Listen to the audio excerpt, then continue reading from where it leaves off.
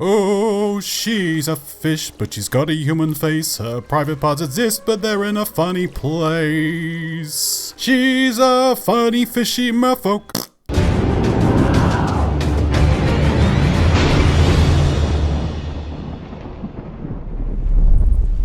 Hey peeps, Falcore here. So for those who know my channel, I have done quite a few videos surrounding the merfolk within the game, but I've never really delved into the actual lore surrounding them, and I thought it was about time I could cover these strange creatures in a video.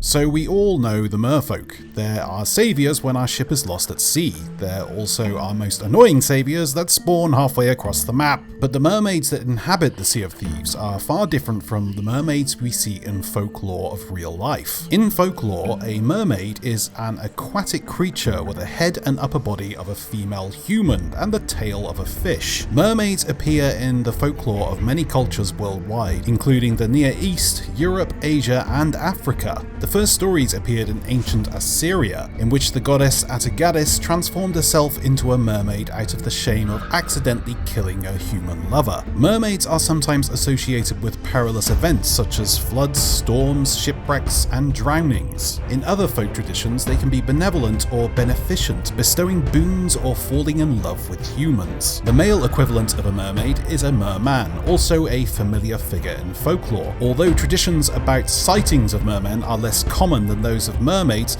they are generally assumed to coexist with their female counterparts. Some of the attributes of mermaids may have been influenced by the sirens of Greek mythology. Historical accounts of mermaids, such as those reported by Christopher Columbus during his exploration of the Caribbean, may have been inspired by the manatees and similar aquatic mammals. While there is no evidence that mermaids exist outside of folklore, reports of mermaid sightings continue to this present day, including the 21st century examples from Israel and Zimbabwe. But within the Sea of Thieves, merfolk are the result of a curse, named the Curse of the Drowned. It's not known how a pirate is afflicted with this curse. There are a few occurrences and theories of how this happens within the lore of the Sea of Thieves literature, but no definitive knowledge is known.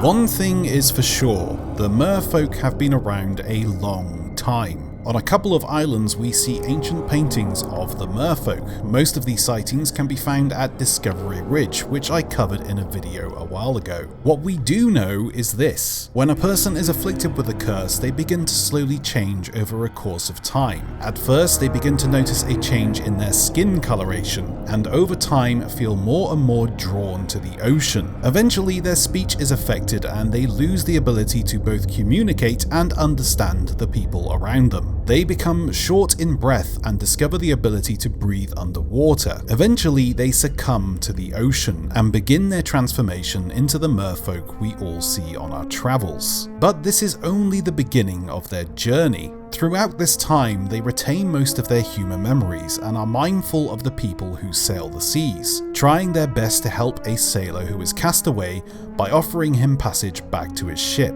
They do this because they don't want others to fall to the fate that is written for them.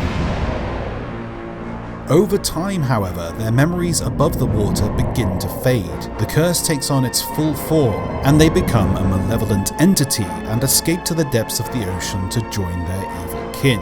Within the lore of Sea of Thieves, there are sightings of these evil merfolk that would do the opposite of the friendly ones that we know, by luring sailors to the depths where it is believed they are used as a source of food.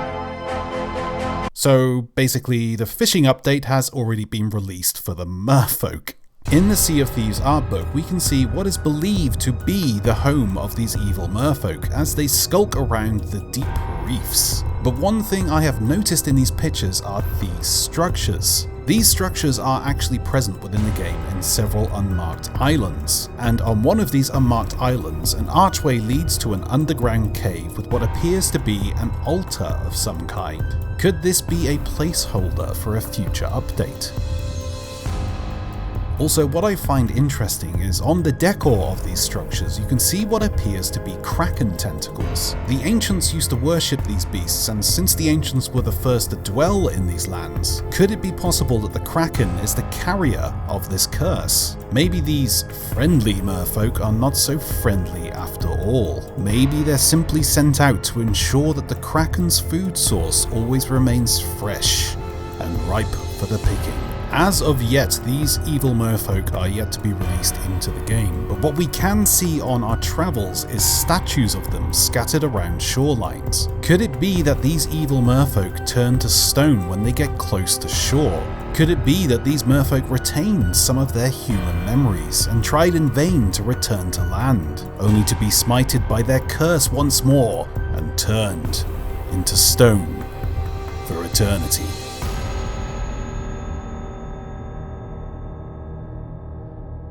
Or until a crew comes along and blasts them into smithereens and then takes their soul and sells them to a merchant. Thanks for watching all. I know there's probably a few of you who will comment that I once made a video about Pendragon being the Kraken, but that was mere speculation, more of an idea rather than solid fact. As always, if you enjoyed the video, please hit that like button, and if you really enjoyed the video, please hit that subscribe.